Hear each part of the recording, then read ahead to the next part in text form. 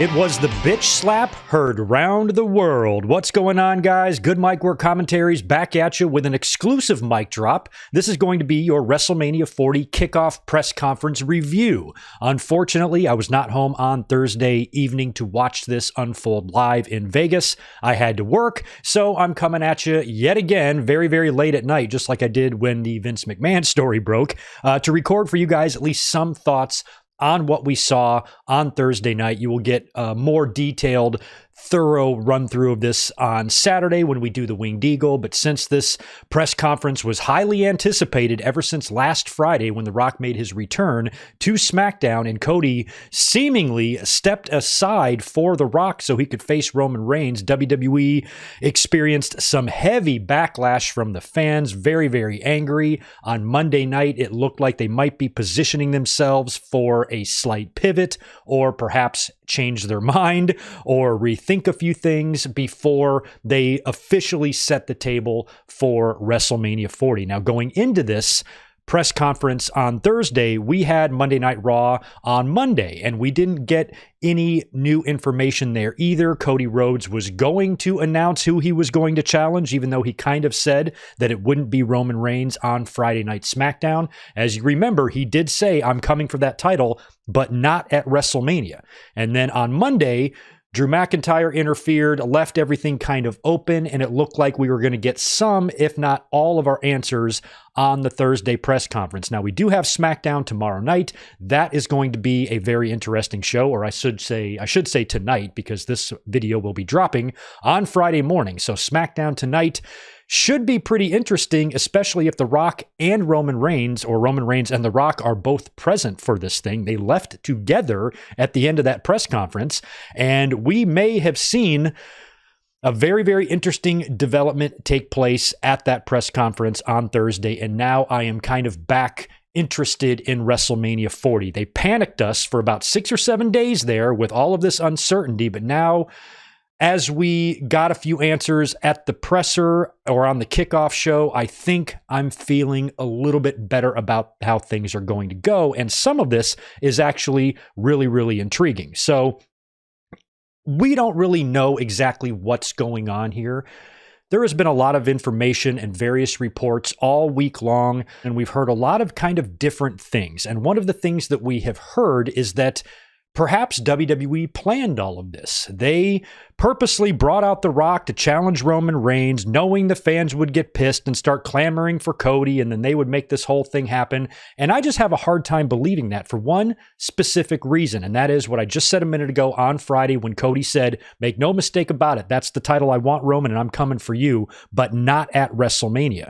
I feel like if WWE could go back in time, they wouldn't have had Cody deliver that line because it made him look bad. It made him look like he was legitimately stepping aside for The Rock so he could face Roman Reigns, and then Cody would just face Roman at another time? He still has to burn his title shot that he won at the Royal Rumble if he's going to face Seth. So how is he going to face Roman at another time if he's burning his Mania title shot against Rollins? You know what I mean? So a lot of that didn't make sense, and we knew WWE was probably going to rectify this and set the table for Mania on Thursday at the WrestleMania kickoff. Now, The Rock, prior to the kickoff on Thursday afternoon, was a guest on the Pat McAfee show. And it was here that he kind of laid the groundwork for what we were going to see at the kickoff show, because he was kind of heelish here.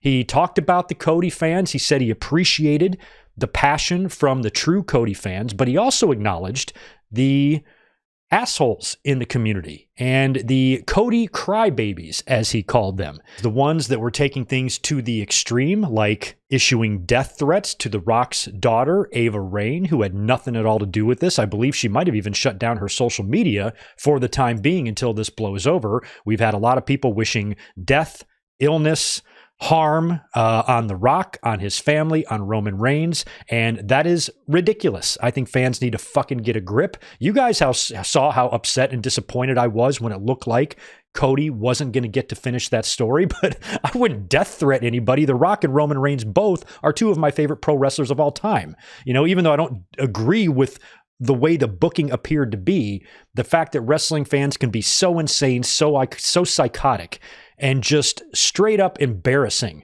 that they are wishing ill will on other people over a fucking wrestling storyline is asinine. That's why fans like that are fucking pathetic and they deserve everything The Rock says to them.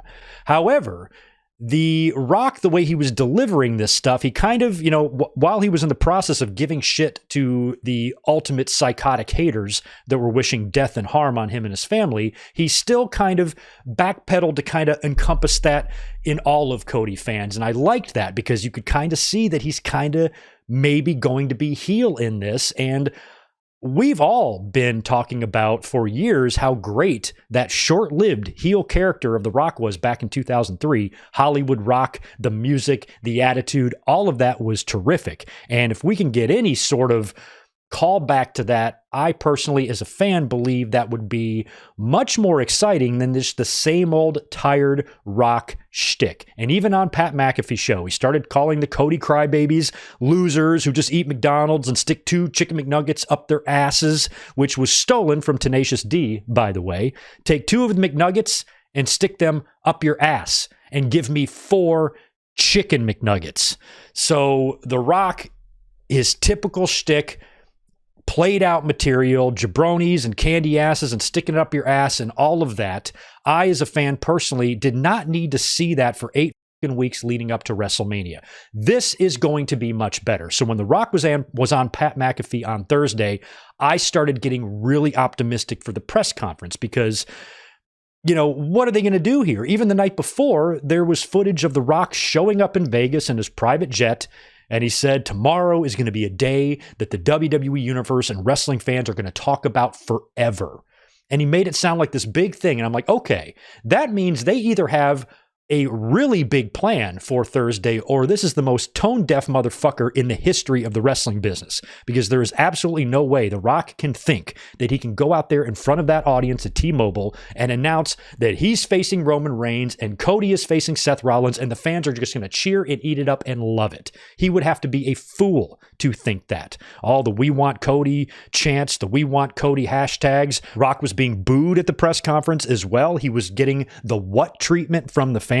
This guy is not on the top of the fans' favorite list right now. He's on the top of the fans' shit list right now. So there is no way this dude could have came out on Thursday and expected to be showered with love by an audience that he's taking a Mania main event match away from. There's just no way. So between Rock getting off the plane and saying, oh, tomorrow's going to be the greatest day in history, and then what he said on Pat McAfee, I'm like, okay, without even being home to watch this live, I'm feeling better. I feel at the end of the day, at the very least, we are still going to get Roman and Cody if we don't get another match, a triple threat.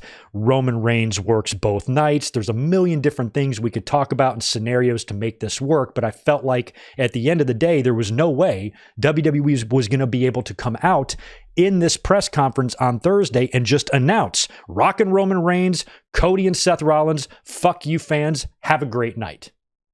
There was no way that was happening. So I felt like a couple of things were possible. Maybe they would do some sort of a swerve, like The Rock and Roman Reigns would sign their contracts right there, but then Cody would switch out the contract with a WrestleMania 41 contract and say, hey, Rock, when you were in the bathroom taking a shit, I swapped out your contract and you just signed a contract to face this man at WrestleMania 41 right here in Las Vegas. That was another part of this press conference that I was kind of holding out hope for. And that was WrestleMania 41 being announced for Las Vegas. It might still, but maybe the reason they were there is because the Super Bowl is there in just a couple of days, and there's a lot of media in Vegas right now. And I really did like the way this whole thing was presented. It had a very UFC weigh-in type of feel to it, and I think these are going to be some of the production changes that we're going to start seeing more of in the post-Kevin Dunn era. I really did like the way this was set up, and for major shows, WrestleManias and even SummerSlams and maybe some international events, I would really love to see this thing happen from time to time, especially for mega matches. I thought it was presented really well. The fans seemed to have fun, and I liked the whole thing. So when it came to the event itself, I think at the end of the day, I'm pretty satisfied with what we got on this thing. And we're going to talk about it here piece by piece in just a second. But I am still admittedly a little bit nervous because not all of our questions were answered. Cody did come out and say, I choose you. But 1 week ago on Friday, Cody said that he didn't choose Roman, that he's stepping aside. He's not going to do it at WrestleMania. And when Cody said, I choose you at the press conference, Roman Reigns said, what are you doing, man? This is a done deal. So it makes me wonder if Cody and Rock had some sort of business agreement in kayfabe that allowed Rock to face Roman Reigns that now maybe Cody can't get out of. You know, we see the graphic here on the screen. Triple H posted it. WWE posted it. Cody Rhodes said he's choosing Roman Reigns, but I guess that's still not totally official yet until WWE tells us what else is going to be happening at WrestleMania. And that's what we're going to be getting into here as we talk about what went down, because there's a lot of different scenarios and ideas fans are having. Number one would be either Roman Reigns working both nights, which I have seen everywhere. Everybody has that idea. Roman and Cody on night one, or Roman and Rock on night one, and then Roman and Cody on night two, or whatever. I have always been adamantly against that. I'm not saying they're not going to do it. I'm not saying it's wrong to do it. I'm just saying I personally have been against that. I don't want or need to see Roman Reigns work both nights of WrestleMania. And if he does do that, somebody is going to get the shit end of the stick, because Rock and Roman, or Cody and Roman, both of those matches are main events. So if they both happen, they both need to main event, which means Seth Rollins gets pushed aside, Rhea Ripley gets pushed aside, Io Sky gets pushed aside, or Io Shirai, as Rhea Ripley called her tonight. Nobody else even gets considered to main event night one if Roman Reigns works both nights. Here's another idea: a triple threat. Again, don't really love that idea either, but prior to Thursday, I was basically in favor of anything that got us Cody versus Roman. You know, if Roman Reigns has to wrestle a fucking giraffe on night one, I don't care. Just give me Roman and Cody. So I was to the point where, even though I don't want Roman to work both nights, and even though I don't want a triple threat, at this point, I'm fine with either one of them happening as long as it gives us Roman and Cody. Will either one of those happen? We don't even know. Roman might not work both nights. I hope that he doesn't. And Rock might not work at all. Rock might be the special guest referee, or it could be a triple threat. Now, again, even though I'm not really in favor of a triple threat, when you look at what happened tonight with The Rock and Roman Reigns leaving, Cody Rhodes finds himself in a very similar situation to Chris Benoit and Daniel Bryan in the 20 and 30 triple threat main events. The two opponents that Benoit and Bryan wrestled against both had history. Close history. Triple H and Shawn, best friends, DX, Randy Orton, Batista, all that time in Evolution, and here Rock and Roman Reigns, members of the same fucking family. It matches up with 20 and 30 if they were to do a triple threat. But based on how The Rock and Roman left the presser together with The Rock, a lot of fans consider what they saw on Thursday as a heel turn for The Rock, as we'll talk about the slap in a minute. You know, now Cody could find himself in a handicap match. See what I'm saying here? One idea I had on Twitter that some people did like is that, do you think The Rock and Cody are doing what Austin and Tyson did? A lot of parallels here. Think about the night after Royal Rumble 1998. That's essentially what this press conference was. It was on the night after Royal Rumble 98. It was Austin and it was Tyson. They came face to face with Vince in the middle. Austin talks shit. Tyson pushes him. Big pull apart, chaos. Everybody's trying to get in there to separate these two. What happened at the press conference? It's Cody. It's Rock. They're face to face. Rock bitch slaps Cody. Adam Pearce and Aldis and Triple H jump in to separate everybody. It's the same thing. Rock is a board member now on the TKO board. What's stopping The Rock now tomorrow on SmackDown, or whenever they want to do this? There's plenty of time still. You can wait until after Elimination Chamber to make all this official if you want. But what if now on SmackDown he comes out and says The Rock is going to be the special guest referee for Cody and Roman Reigns, which would essentially serve the same purpose that the triple threat did. Cody is going to be up against a massive disadvantage. He's going to be taking on Roman Reigns and a referee who is not on his side. Just like Stone Cold Steve Austin did at WrestleMania 14. But what happened at the end of WrestleMania 14? As it turns out, the whole thing was a ruse.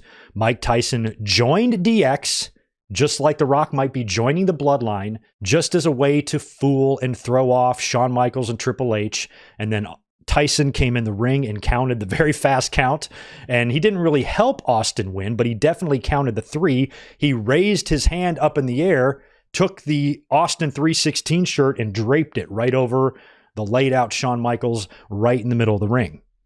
Go back to Friday. What did Cody Rhodes say to Roman Reigns? Now, granted, we might not be able to take, WWE might want to strike everything from the record that was said on Friday, because one of the things Cody did say is, I'm not going to face you at WrestleMania, and now he is. So I guess you can't really look back to Friday for too much. But what Cody said was that he doesn't want to just take the championship from Roman Reigns. He wants to take everything from Roman Reigns. So imagine Cody's got this plan. The fans have been watching Roman Reigns.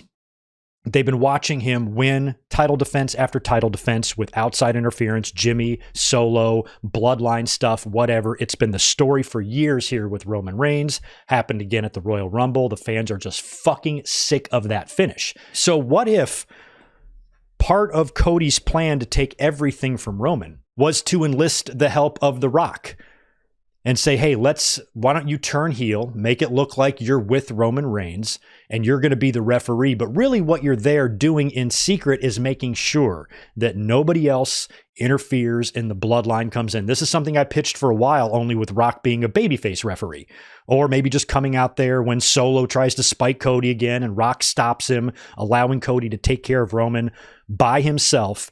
And then, of course, Roman can blame The Rock for this, and that can set up their match whenever they have it. Well, now if The Rock is going into that as a heel, he could turn in the match, actually help Cody, or maybe even have a change of heart. Maybe Rock is healed during the match and he sees Solo coming in and he's got a chance to stand back and let Solo do what he's going to do. And maybe The Rock's conscience gets to him and decides, nope, not going to let that happen. And maybe it's like a little, personal struggle with Rock. He's heel, he's face, he can't decide. At the end of the day, he decides, nope, that's not right. We cannot do this to Cody again. Or the whole fucking thing could be a plan right from the beginning where Cody says, hey, aren't you sick of your cousin winning all of his matches this way? Isn't he giving your family a bad name? This family with so much respect, so much lineage, and this literal bloodline that runs through WWE history for decades. This champion isn't a champion that your family should be proud of. And maybe The Rock agrees. I've been watching Roman for the past 3.5 years. I don't like the way he's winning his matches either. And maybe Cody has enlisted the help of Rock to not screw Roman Reigns, but be there so Roman cannot use the same weapons that he always uses to win championship matches. And he thinks Rock is on his side. He thinks Rock is going to bend the rules for him or turn the other cheek, but instead maybe Rock just hits Solo with a rock bottom and then just stands back in the corner, with his arms crossed and lets Cody hit the trifecta of crossroads on Roman Reigns. And then boom, boom, boom, 1, 2, 3. Rock counts the 3. Raises Cody's hand, endorses Cody. This is all stuff that I pitched before The Rock kind of turned heel on Thursday, but this could still be done if they ran like the Austin Tyson storyline. And I know fans don't want to rehash storylines or anything, so I'm not saying WWE is doing this, but there are a lot of parallels because the night after the Royal Rumble 1998, Tyson put his hands on a 2-time back-to-back Royal Rumble winner, just like Rock did here tonight. The Rock, big time celebrity, a lot of mainstream household name recognition value to him, coming up and face to face with WWE's top babyface. They have their little spat. So it's got a little bit of Austin Tyson. It's got a little bit of Rock and Cena from 2011, WrestleMania 27, where Rock was kind of in the middle of it, but he wasn't in the match. It was Miz and John Cena. So it's got a little bit of those vibes. And now I'm feeling much better because now we have a story. We have a story that's being told with The Rock and Roman Reigns, along with Cody finishing his storyline. And again, as we talk about this press conference here, I don't know what's going on here with WWE. All I feel pretty confident about is that there is no way all of this was the original plan as of Friday. It really does sound like WWE had to pivot or at least alter things a little bit. So now we do have the match, Cody Rhodes and Roman Reigns at WrestleMania, but that is not the end of the story. We still don't know what Seth Rollins is going to do. We still don't know what The Rock is going to do, for that matter, in this match either, because The Rock could still find a way into it as a referee or as an opponent, or maybe he works with Roman Reigns on night one, although the way Rock and Roman Reigns left together does not make me feel like they're really going to be wrestling each other at WrestleMania this year. It feels like they got to wait on that, and that should come at Crown Jewel, SummerSlam, or WrestleMania 41. I think those are three really good candidates for Rock and Roman Reigns if it doesn't happen on night one of WrestleMania 40, which I'm not expecting it to. So there's a lot to think about here. There's a lot to digest and unpack, if you will, but I really wanted to come up here and talk about this. So thank you so much for joining me. Why don't we get into what happened on this kickoff? We talked about The Rock on the Pat McAfee show earlier on Thursday. And also, one thing that we learned a little bit before the press conference started was that CM Punk was going to be in the house. There was footage of him arriving to the building. He was going to be on the panel. So it was kind of funny how the WrestleMania kickoff had a kickoff, because it opened up with like a panel that you would normally see prior to a WWE PLE. And CM Punk was a member of that panel. And Michael Cole jokingly said his biggest accomplishment by far is that he is the husband of AJ Lee. And I kind of have to agree. That's a hell of a fucking accomplishment right there. Y'all seen her? Yeah. Cole ain't wrong. So Punk was on the kickoff. He is only a week removed from surgery. Talked about how it sucks that this is all still happening to him. And he definitely seems heartbroken and disappointed, but it is what it is. He was sitting right there with Big E. Big E has had some nice words to say. He is a Cody guy. He mentioned John Huber, Brody's death, and everything that Cody did for Brody's family. Of course, -1, I believe, was at WrestleMania last year, right in the front row.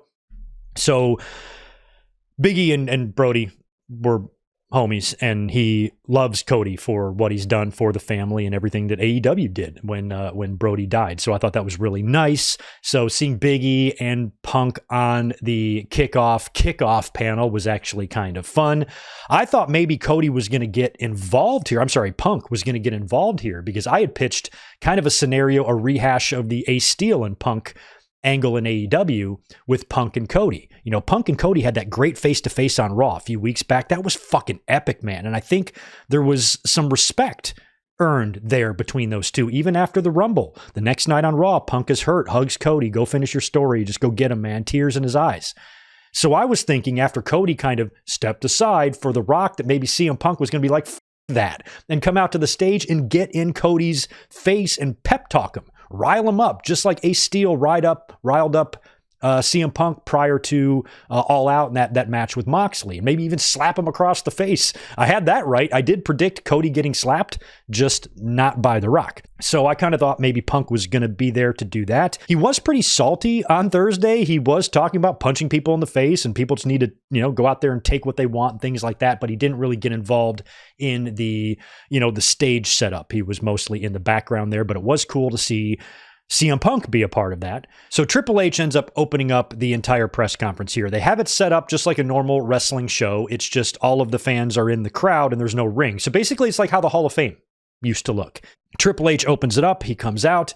He gives the WrestleMania history lesson, talking about WrestleMania 1 with Hogan and Mr. T and Orndorff and Roddy Piper, and talked about the importance of WrestleMania and all of that. Our first guest that we got was Bianca Belair. Very interesting that they had Bianca Belair there, who's not a champion, but no Bayley and Io Sky.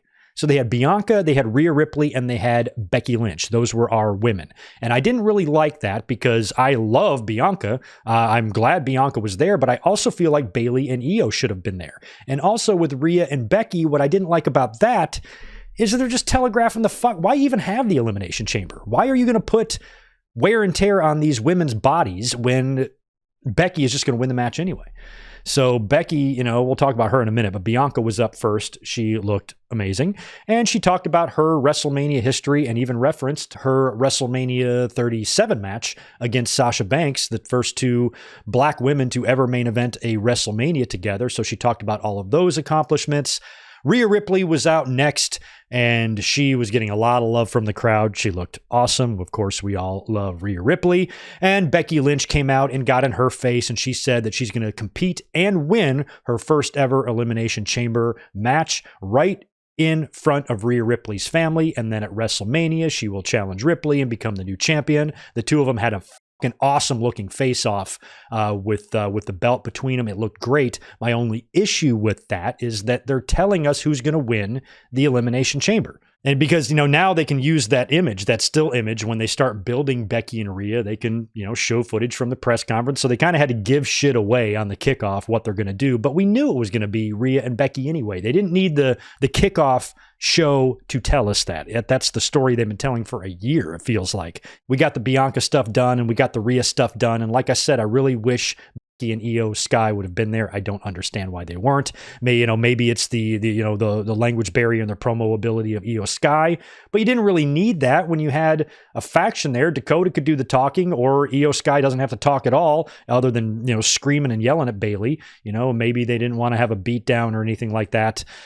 I just feel like they got left out. It wasn't fair, but whatever. I wasn't really here to see any of them anyway. What I was here to see is the main event stuff, what they're going to do with Seth Rollins and Cody Rhodes and The Rock and Roman Reigns. So now it's time to get into all that. We have Seth Rollins coming out first, looking fly, glasses, suit, shoes with bows on them. Bows, white bows, little tied up little bow ties around his shoes. Adorable. So he came out dressed like a girl. Roman comes out when Rollins introduces Cody. So Rollins is about to bring Cody Rhodes out. I want my answer. Let me bring out the American Nightmare, Cody Rhodes. And then Roman Reigns' music hits. He comes out and Seth Rollins immediately says, oh, look who decided to show up for work. And then Roman barks back, hey, look who decided to show up to work wearing his wife's shoes. So they had a little back and forth. And Roman says that Seth Rollins is irrelevant. He's unimportant. Why don't you go stand over there in the loser's bracket, and why don't we talk about someone who matters? Roman Reigns was then asked who he is going to choose to face him at WrestleMania. Does he want to face The Rock, or does he want to face Cody Rhodes? So now it looks like Roman Reigns is going to be the one to make this decision. And that's when Roman Reigns says that he chooses The Rock. So out comes The Rock, his music plays, and the fans boo him. And I was trying to tell people on Friday, you cannot judge that reaction on Friday. I saw so many people reposting the video on social media. Look at this crowd. The crowd that is angry that Cody Rhodes is not getting his shot is a niche audience. It's a small niche audience. And I'm like, you're a small niche dumbass is what you are. Anybody that's saying that. Absolutely not. Are you fucking kidding me? That is not what's happening here. Have you ever been to a show? Have you ever been to a wrestling event? You know how fans act.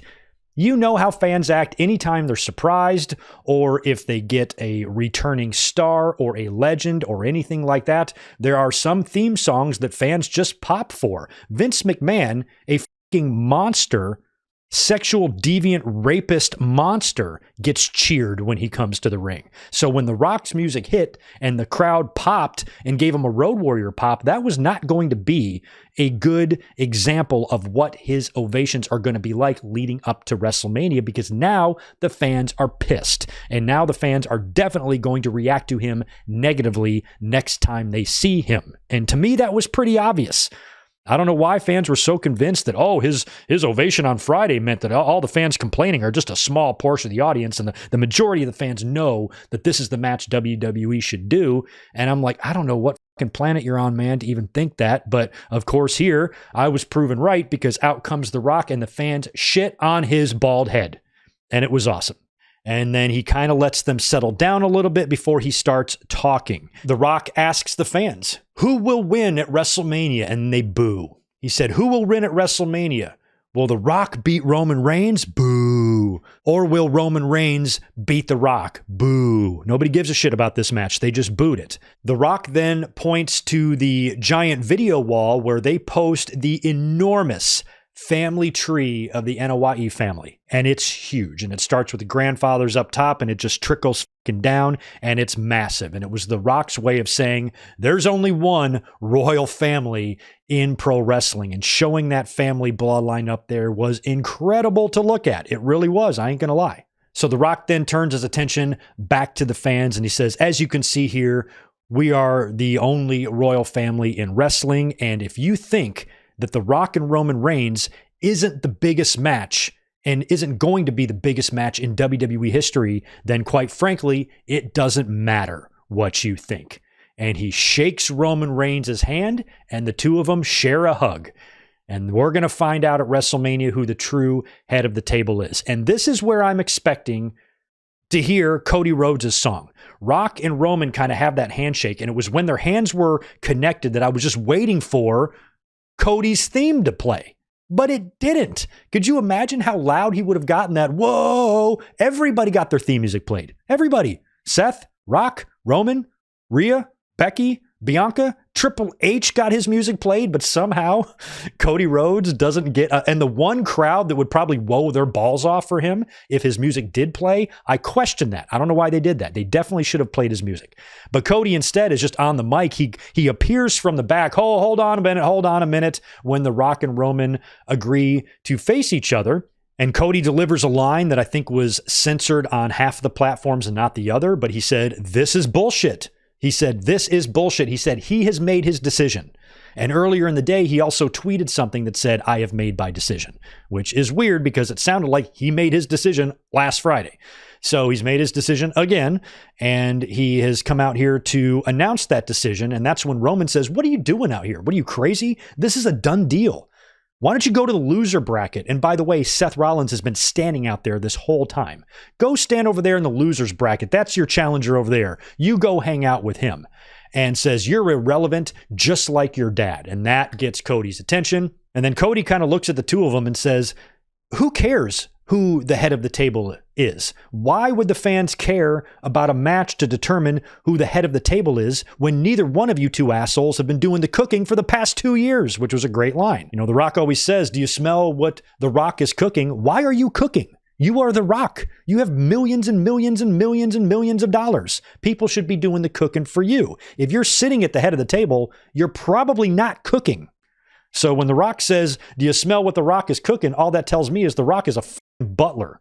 So Cody says, this is horseshit. You guys don't even do anything around here. So this match is not WrestleMania worthy. And he said, you wanted to invoke my father's name? Let me do the same to you. If your grandfathers were here right now, they would be ashamed of you.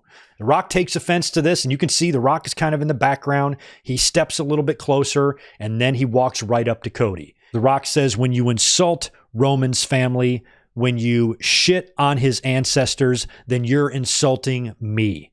And he gets right in his face, rears back, and just slaps the shit out of Cody. Right in the face, boom! And then immediately pull apart. Seth Rollins jumps in, Triple H, Adam Pearce, Nick Aldis. This big pull apart. Like I said earlier, this was like the night after Royal Rumble in 1998 with Austin and Tyson, and the big push and the shove and the whole thing that set up their ordeal. This had a lot of similarities to that. So the two of them were separated and held back, and the whole thing kind of just ends. And then in the backstage area, Triple H is back there. He's about to be interviewed by Jackie Redmond. And she's like, Triple H, what do you make of all this? And you can see The Rock and Roman Reigns coming from behind. It's Rock and Roman and Heyman. Is The Rock a Paul Heyman guy? That's kind of cool if you ask me. Heyman, Rock, and Roman start walking towards Triple H. And then Rock gets in Triple H's face. And I'm like, oh, we can't. I wish this was setting up a match. I mean, it's not. Triple H is retired permanently out of the ring. He's got a pacemaker in his chest, so he can't even wrestle. But it almost felt like the way they got face to face there that I still want to see that. They teased that shit to us all the way back in, like, what was it, 2015? for a potential WrestleMania match. I guess would have been WrestleMania 32. And for whatever reason, it didn't happen. Rock was at 32, right? He set his name on fire, didn't he? Something like that. Wasn't that 32? But he didn't wrestle. So I really wish we could have gotten that match, but we didn't. But Rock and Triple H kind of coming face to face with that, and Rock being pissed at Triple H. And he says, I'll knock Cody's fucking teeth off his face if he talks about my family again. And he goes, you tell him you talk about my family again, then we're going to fix it. He goes, you either fix it or we're going to fix it. And then Rock and Roman Reigns leave together with Rock in the lead. Rock is leading the way out the door and Roman is like following behind. Holy shit, what an image that is. That might not mean a lot to everybody, but it means a lot to me. The Roman Reigns has been walking around here as the leader of the bloodline. As Cody put it, all of his lackeys and his goons have just been following him around and kissing his ass. And now it's him following The Rock out the door. And that was it. And there you have it. That's the end of the kickoff show. They cut back to the panel where CM Punk said a few more words and whatnot. But I feel like we had some of our questions answered, but we didn't have all of our questions answered. So now it does appear that it is going to be Roman Reigns versus Cody Rhodes. Triple H tweeted out the graphic, so I can't see them blue balling us again. Oh, psych. Tomorrow night on SmackDown, they're going to take it all away from us, or tonight on SmackDown, they're going to take it all away from us. I'd be very surprised. So now it's just a matter of what are they going to do? And what do you guys think they're going to do? That comment section down there, let me know, because I feel like there are several options here. Let's try to lay them out. One thing I'm concerned about is that Rock and Roman Reigns left together. Rock is kind of a heel now. And if you guys remember, those of you who are loyal to me and listen to me all the time, some of you know this, I pitched The Rock joining the bloodline a while ago. I think it was right after January 1st. I said, one way I'd be okay with this, is if The Rock joined the bloodline, even if he was there in a special guest referee capacity, and then he turned heel in the WrestleMania main event, helped Roman Reigns beat Cody Rhodes. I want to see Cody finish his story, but the one way I'd be okay with Cody losing is if maybe The Rock turned heel on him. And joining the bloodline, helping Roman win. I'm like, oh man, think about Rock being an asshole again. Think about Rock and Roman in the bloodline together.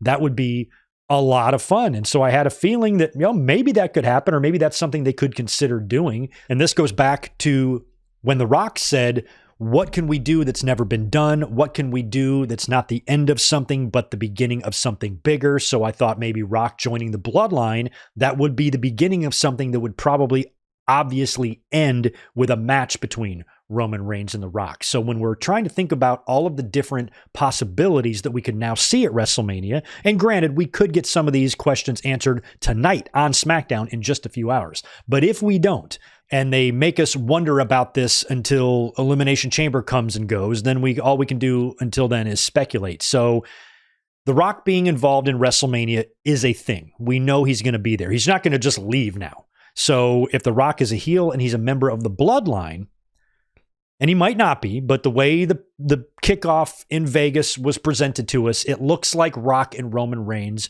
are on the same page. The head of the table match that would happen now between these two would probably be a match of respect. It would be a heel versus heel match to where there's really no heat or hatred. They just want to find out between the two of them who's the best. That doesn't sound like a really good WrestleMania match to me. It would be better if these two were button heads. And since they're leaving together, I really don't want to see Roman work both nights now, unless they start playing something out on TV, because granted, we still have 2 months until WrestleMania. They could start the dissension between Rock and Roman on SmackDown tonight, carry that in the next few weeks that sets up Rock and Roman Reigns on night one. So that could still happen. I don't want to see Roman Reigns work both nights. I don't need to. He's not been hardly on TV at all. Fans have been complaining about that. And you're going to be okay with this guy hogging both main events on WrestleMania night 1 and 2. You're okay with that? Everybody else who has world championships right now, not even being considered for the night 1 main event, because that spot was definitely going to go to Seth Rollins for a while there.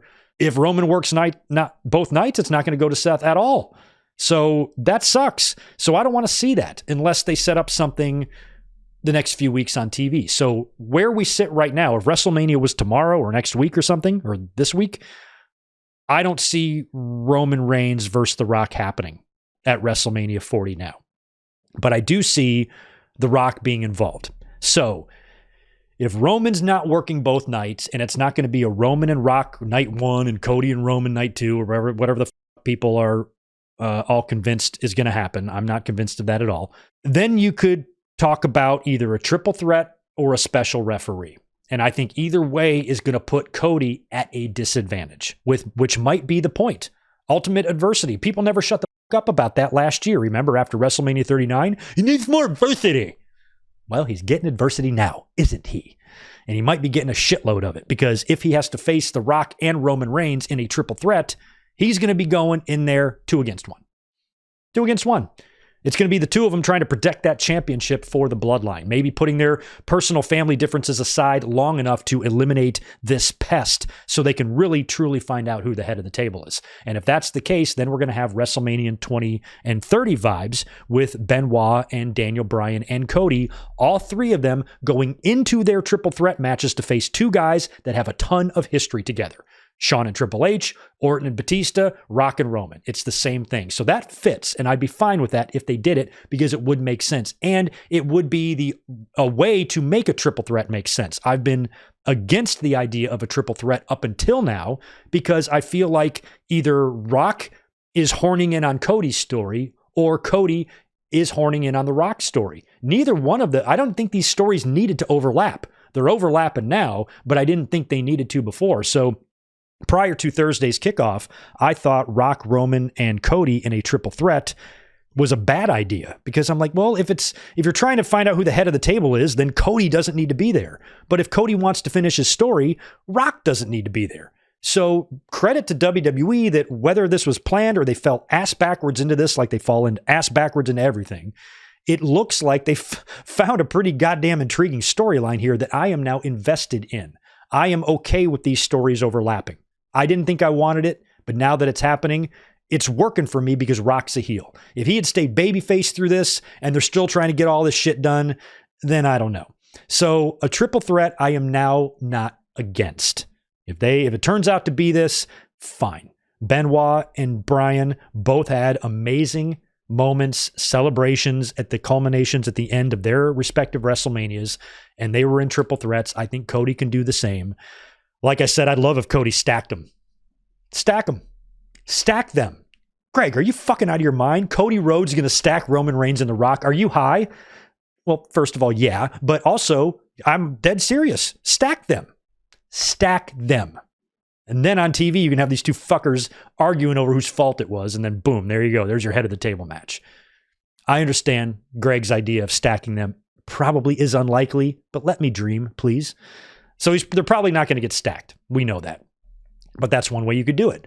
Or, like I said earlier at the beginning, WrestleMania 14 vibes, big time going on here. Rock is in the role of Tyson. Cody is in the role of Austin. This could be a ploy between Rock and Cody. It would be a good way to get Rock back babyface. This would just be a little temporary detour heel turn for him, and then he'll be back into the good graces with the fans if it turns out that he was in cahoots with Cody the whole time. Fans will forgive him and it'll all be fun. So if Cody and Rock are in cahoots, this is all a big ploy to get The Rock as the special guest referee, because think about this. Maybe Roman Reigns in kayfabe wouldn't want The Rock to be the special guest referee if Rock was a babyface. So if Cody and Rock were, coercing behind the scenes, saying, okay, we should get you to be the referee in the main event. That way you can stop the bloodline. And then The Rock's like, well, Roman's not going to go for that. You think Roman's going to want me in there?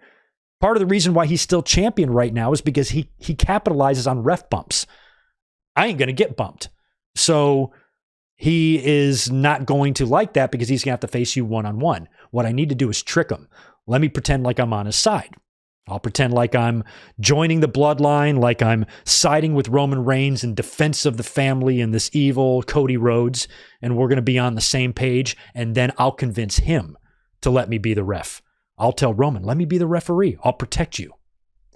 And really, this whole ploy is being done because The Rock, along with the fans, along with Cody Rhodes, and everybody else is fed up with how Roman Reigns has been extending his championship run.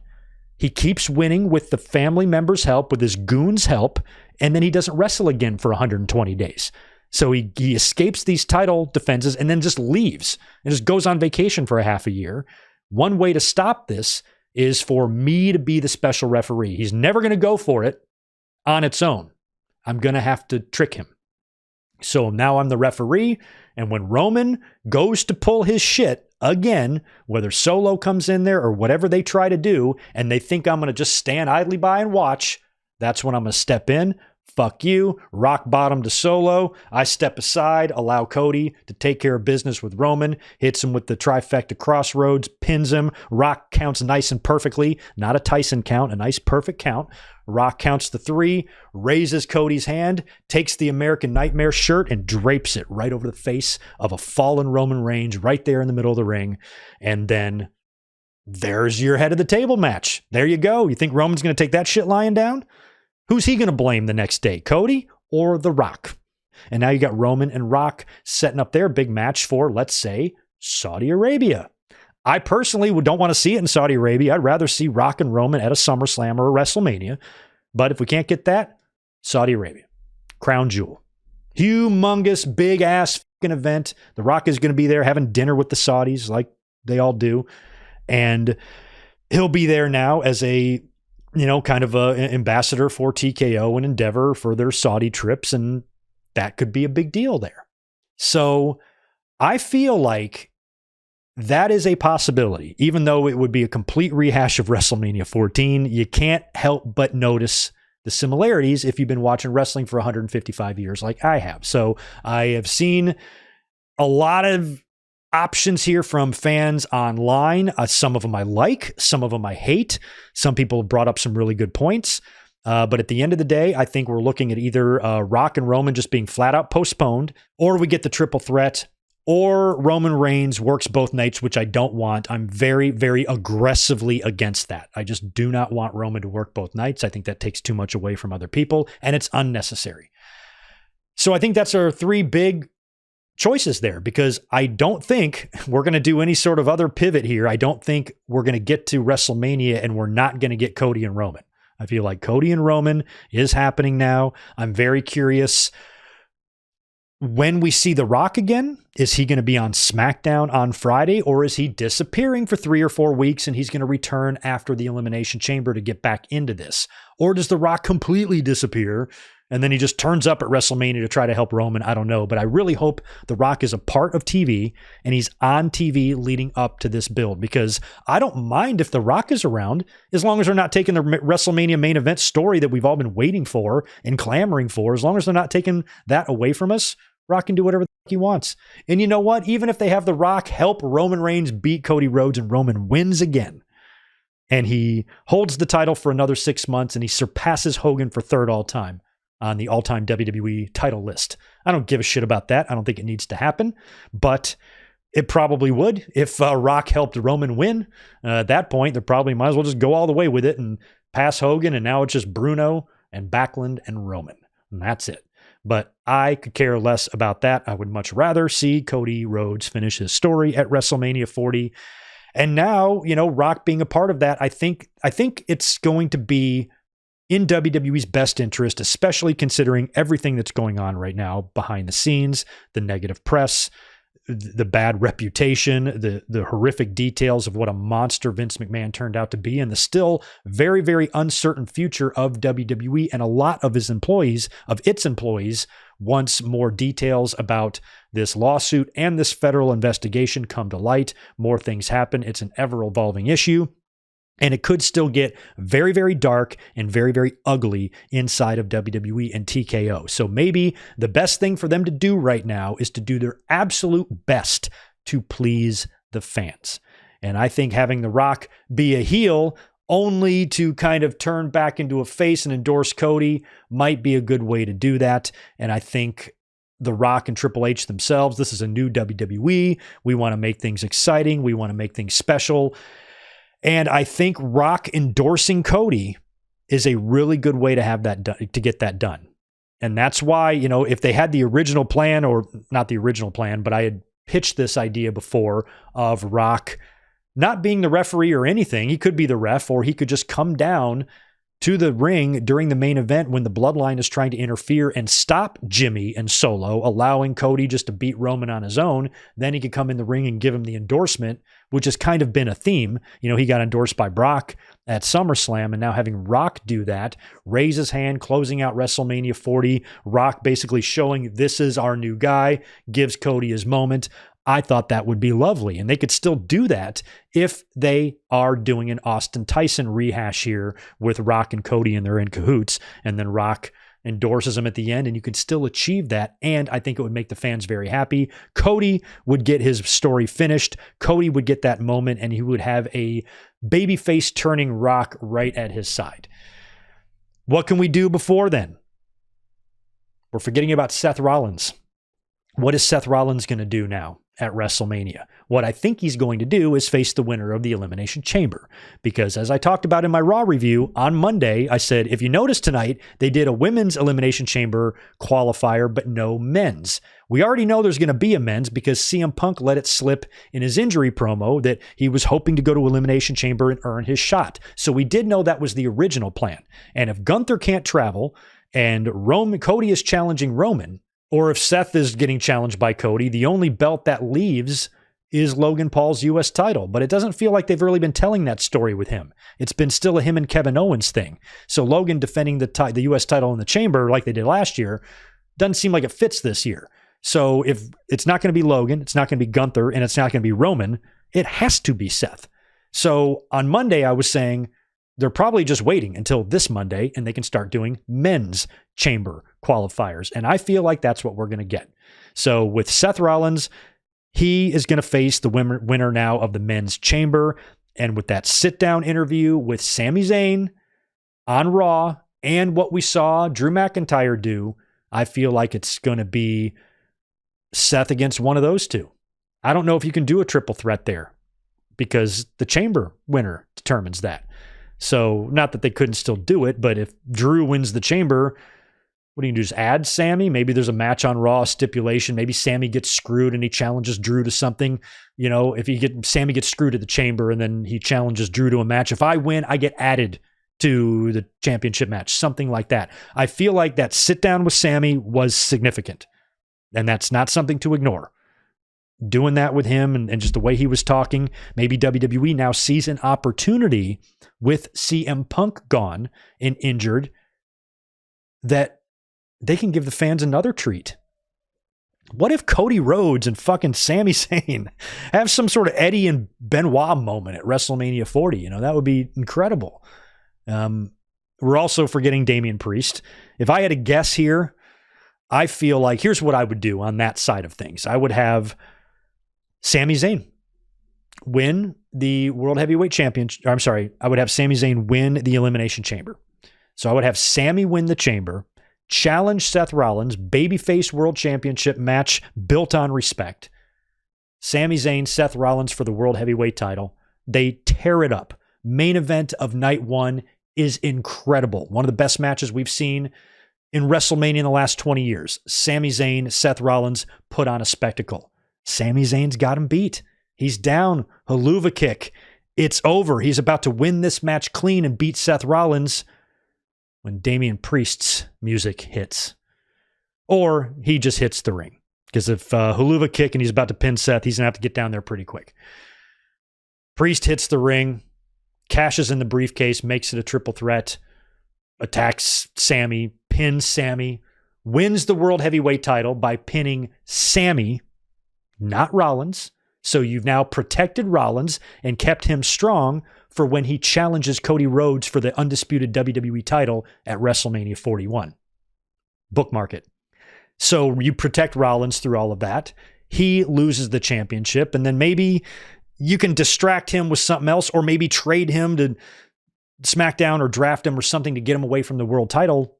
And you have champion Damian Priest now, and then you have like Sami Zayn beat Damian Priest for the title at SummerSlam. He was so close. He had it won at WrestleMania. Damian Priest took it away from him. You give Priest a run from WrestleMania to SummerSlam. That's it. And you have Sami Zayn win the championship at SummerSlam. Something like that. But it now looks like Rollins will not be working Cody, and he will likely be working the winner of the Elimination Chamber. So there you have it. I talked way longer than I wanted to. I still have to edit this and put this on YouTube. So happy Friday morning. This should be dropping right as most of you are waking up and eating your Wheaties. So good morning. And please, in the comments, let me know what you thought of the WrestleMania kickoff and what we are going to see at WrestleMania 40. Thank you so much for listening. We will be here tomorrow afternoon at regular time for the Winged Eagle podcast, where we will talk about tonight's SmackDown and any other WrestleMania information there might be. We also have some TNA news going on with the firing of Scott D'Amore, some very, very sad Billy Jack Haynes news as well. And big Mercedes Moné and AEW news, as her debut in the company is all but confirmed in just a couple of weeks at a Dynamite in Boston. So lots to get into on Saturday. Join us for that. And I will catch you guys tomorrow. Peace.